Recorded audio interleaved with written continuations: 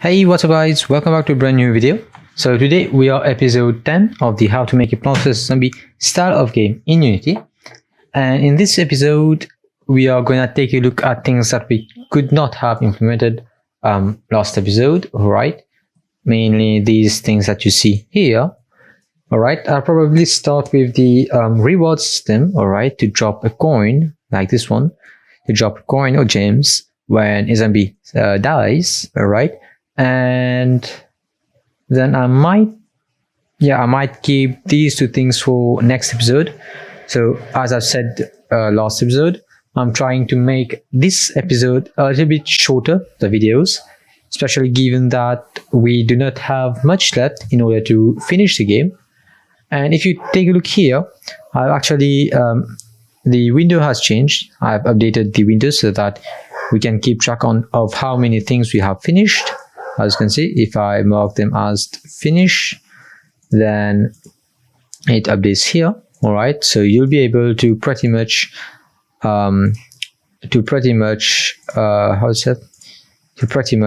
that in the new in the project files in the links down below.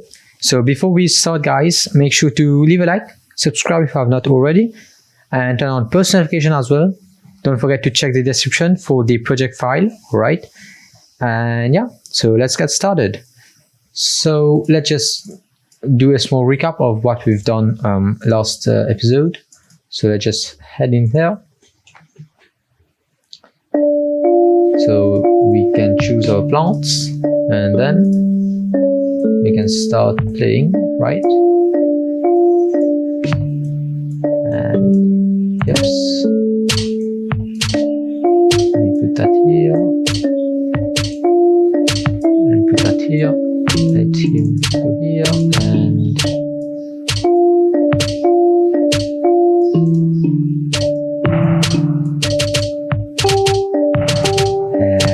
okay, here, okay, that's good.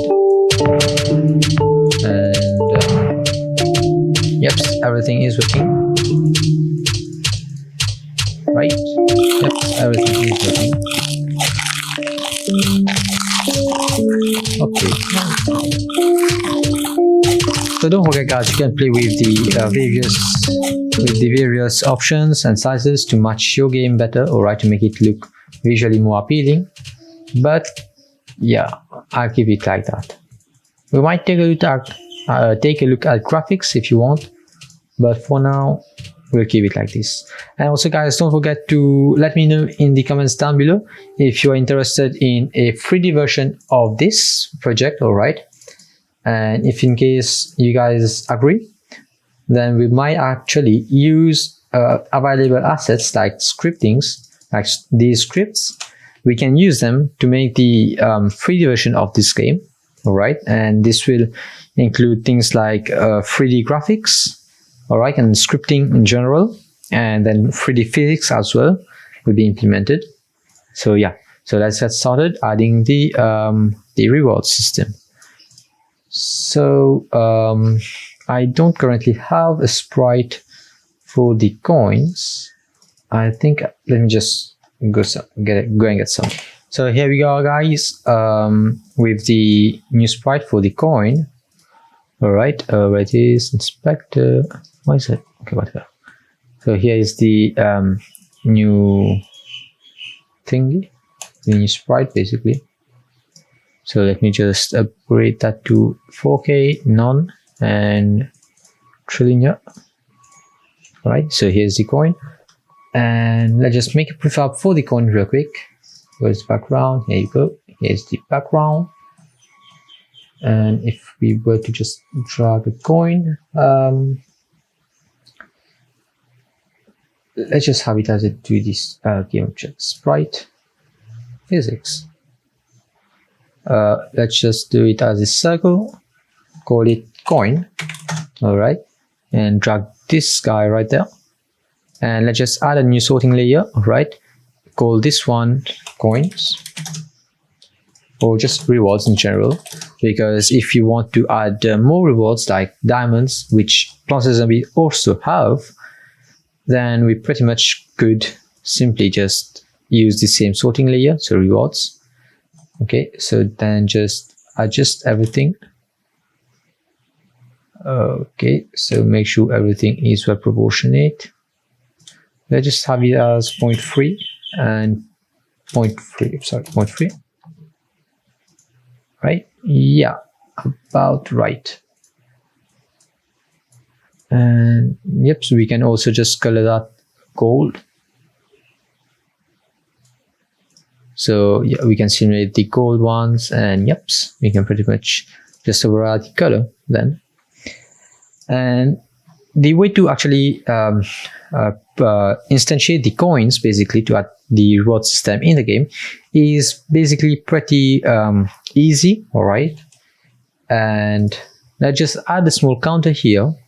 Okay, this is not present in the game, all right, but let's just add it to keep track of how much rewards or how much coins we do have. So let's just create an empty, sorry for that, just create an empty, call this reward count. All right, this is not in the game, all right, so yeah, we are just adding that right now simply to keep track of the reward system, or the reward count basically, so don't try and search for that in the real game. So let's just have an image, call this one background, and fill this period. And we might actually have a sprite that we can use for this thing. And where is it? No, we don't. Okay. Okay. Apparently we don't have any of these. Okay, I'll be right back. So here we are, guys, with the coin holder kind of thing. All right, we can use this one as our sprite. And where is the background? Just drag and drop this one and just pixel aspect and set to size. There you go. And we could, but let's just forget about the pixel aspect. Save that right now. And oops, back up and okay. See. Of course, you could change this one. All right, you could change this sprite thing. I could have done something on this one, no? Okay, whatever. And so now I just add a small coin thingy here, a small coin sprite. URL an image sprite coin. And drag this thing, pixel aspect, and decrease the size of that one a little bit. And go it here. And here. Of course, feel free to play around with the sizing of the sprite itself, alright, to fit the theme better. Right? So here you go, guys. I have redone the coin holder thingy. Alright, so now it just matches the whole game a little bit better. Right, not that much, but a little bit better. And yeah, so let's just update everything. Okay. And then this should be like this. Oh, sorry. And I just have it like that. Yep. And update the anchors. And the sprite coin also. So sprite coin will fit in quite nicely in there. Alright, so there you go. A little bit. In the middle, right there. Okay, I think this one looks great. All right. And I got that quickly, so it just fits and scales perfectly for all sizes of screens, basically. And now I'll just add the whole text Pro, and fit that right there.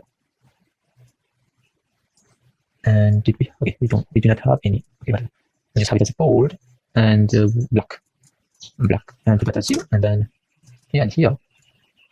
Yep. And I just increase the size to about 65. Yep, 65. So 1000. Yep. This is pretty good. Save that. And now that this is done, I just rename this to value and create another script. Or we could just use the game manager script itself to manage this. All right. We'll need. Yep. We also need some kind of script to handle the coins itself, where we can just have these sunflower thing. So I just have a big void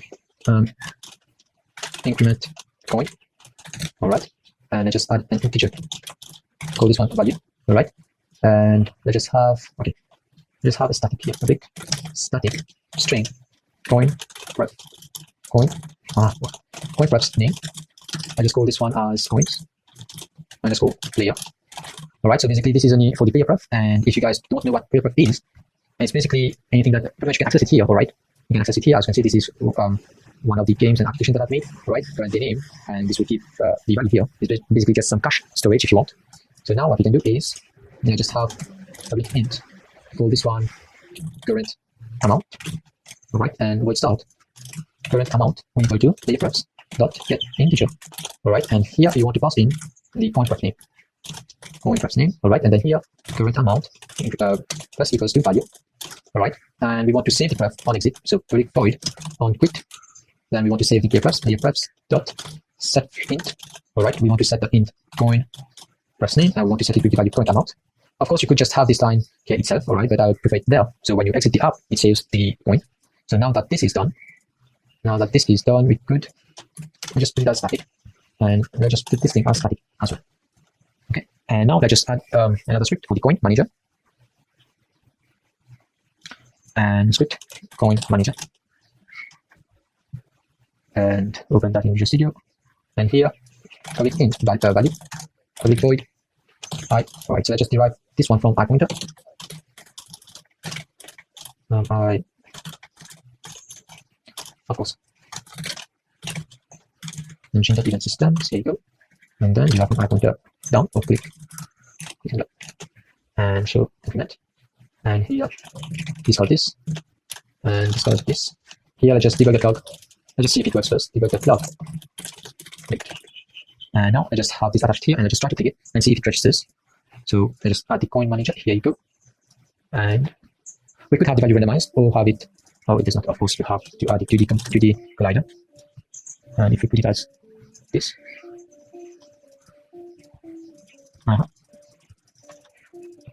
All right. So this actually is a problem. I think we have to have it just like this, basically. Yep, so we have to have this as to the UI basically. And this is basically canvas.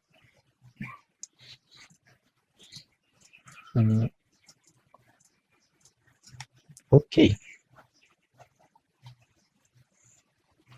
So we pretty much can use, okay, what? One mouse down. Oh, yep. Sorry about that. So where is the coin manager? One mouse down. Let's just call this one instead. So this will have that. So guys, so on, mouse down, and just get rid of that. Mouse down, save that. And now it should work. Hopefully. There you go, save that. And don't forget to add the cycle glider. Let's test this out.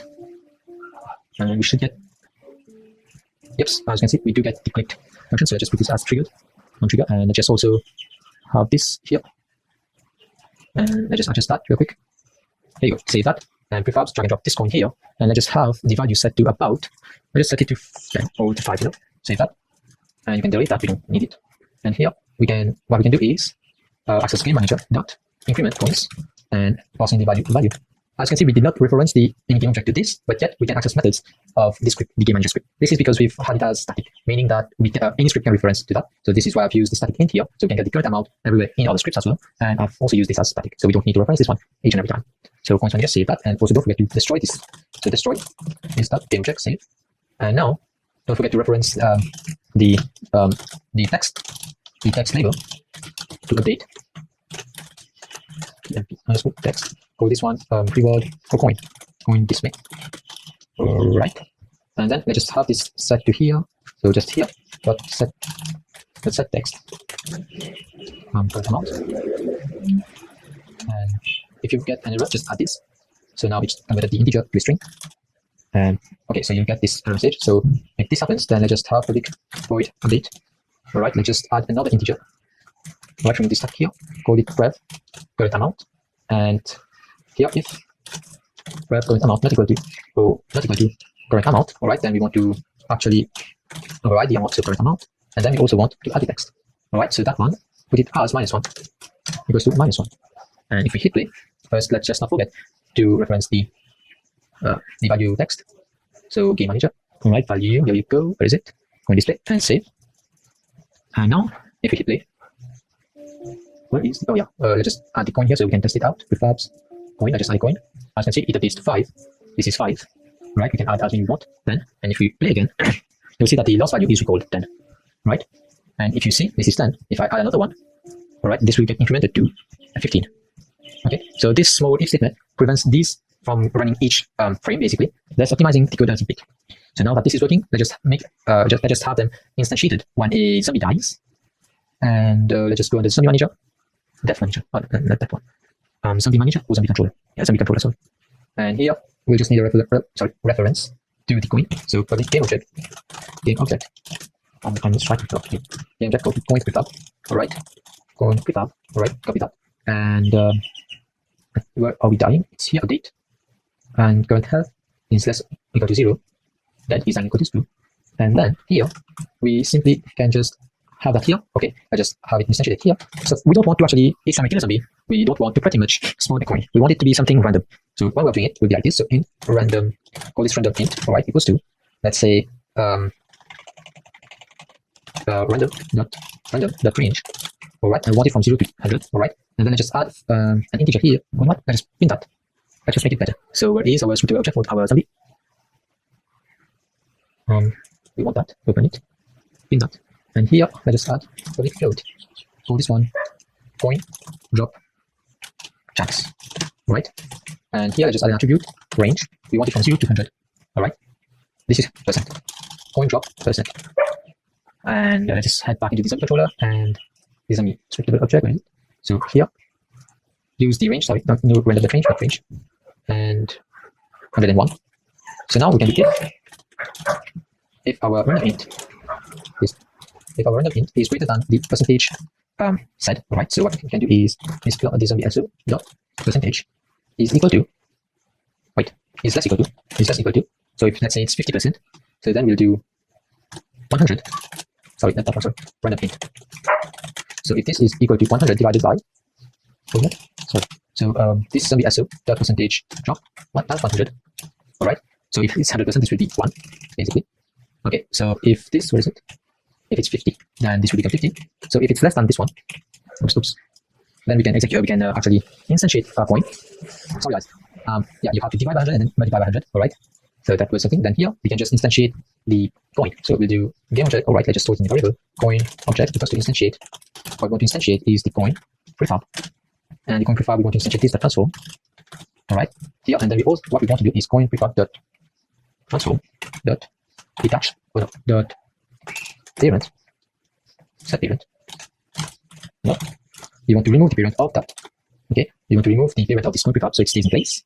And yeah, it should work.